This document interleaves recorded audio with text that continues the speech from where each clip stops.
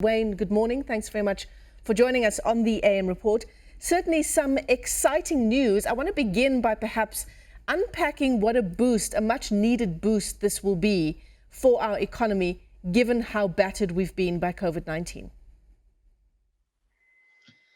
Well, we spend billions of rands annually for research in universities, and very few startups are created through this process. It's just that universities are not geared towards this. And there's been a lack of funding in this space. But if you look globally of what's happened, there's billions of rands of dollars really flowing into this asset class.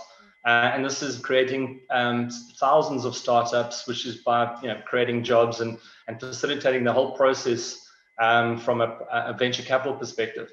So if I just look at some of the investments we've made to date, the fund was incorporated in January of this year, and we've made 5 investments, and we're closing a 6th now. 2 of our companies that we've invested in are on the front lines fighting COVID-19 and have created incredible products which are pretty much world first and really making a difference in the space.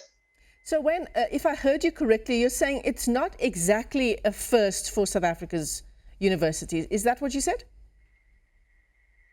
Well, so all universities have technology transfer offices.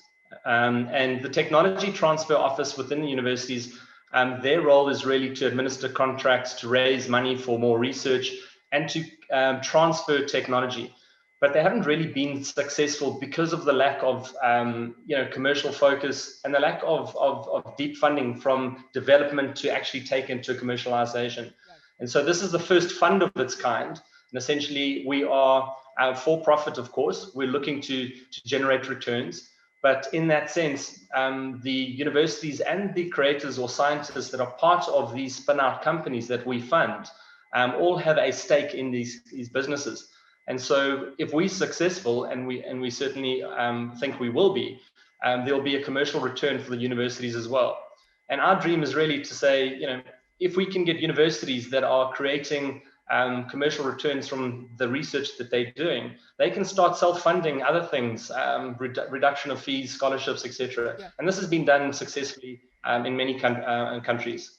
Commercial returns for universities, and certainly for the students who would be involved in these successful startups. It's a great sort of initiative for students to make more of their time while they're at university. Yeah, and it goes all the way from students to your professors, and so what we would love to see is more students going into certain professions, getting better qualified, and more funding available for them to do their PhDs and to do research that really makes a difference to society and has an impact.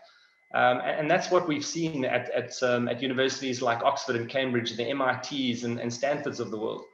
Yeah.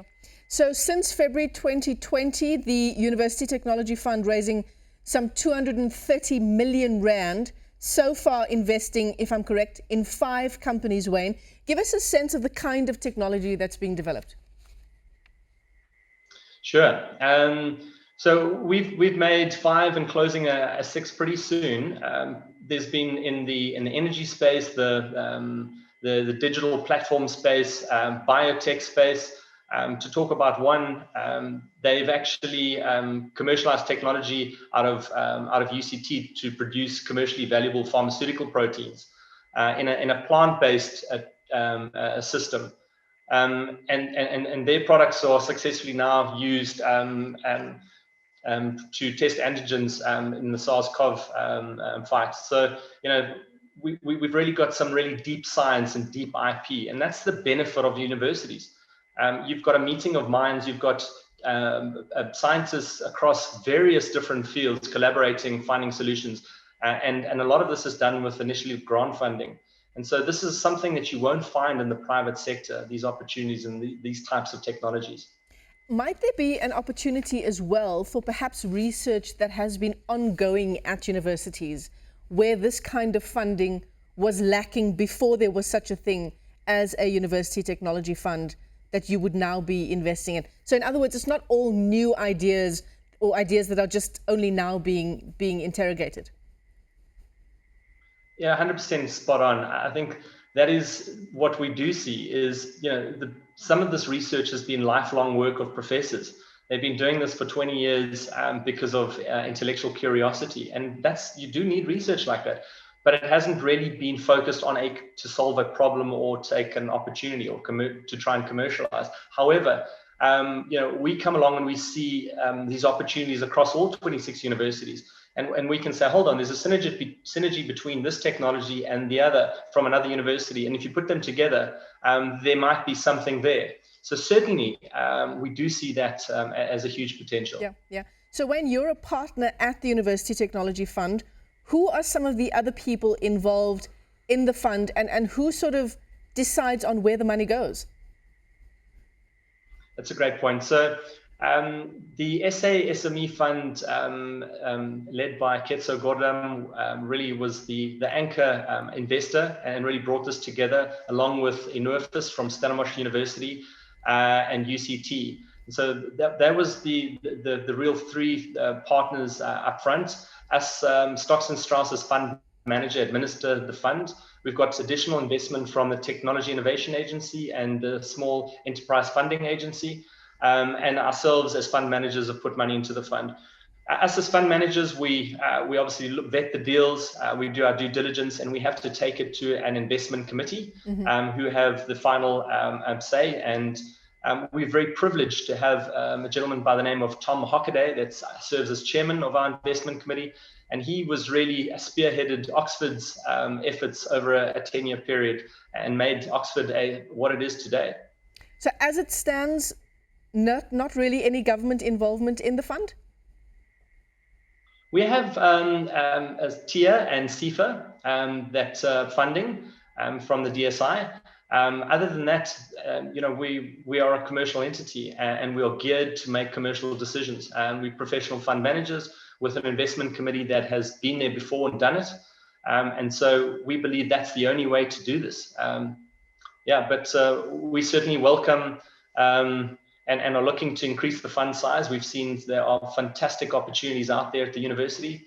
And that's our next, we wanted to prove this as an asset class. And we feel we've done that over the last 8 months. And now we really want to go from strength to strength. So I've heard you talk about Stellenbosch University, the University of Cape Town as well. I mean, is there an incentive here? Of course, the incentive is obvious, but is there an effort being made in getting more of our other 24 universities around the country to also be a part of the fund and to benefit from it? Certainly. Yeah.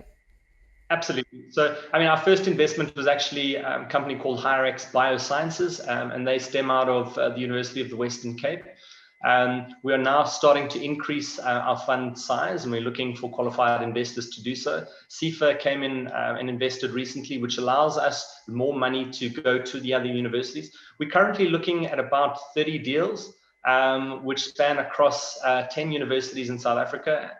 And so we are certainly making a concerted effort and seeing a lot of good stuff. Advice for students who might be watching this and thinking, how could I and my years of research benefit from the fund? How do I go about kickstarting that? I think I really appreciate that question, because I think there's a misunderstanding, I think, and I mean, certainly, when I was at university 20 odd years ago, I had the saying that if you have an idea, take it and run. Don't develop it within the university. And that's not necessarily the case. I think the universities provide such an incredible framework and infrastructure to be able to explore those opportunities. And so I would say go and do some research, find out where the technology transfer office is within your university and go and have a chat. They're wonderful people.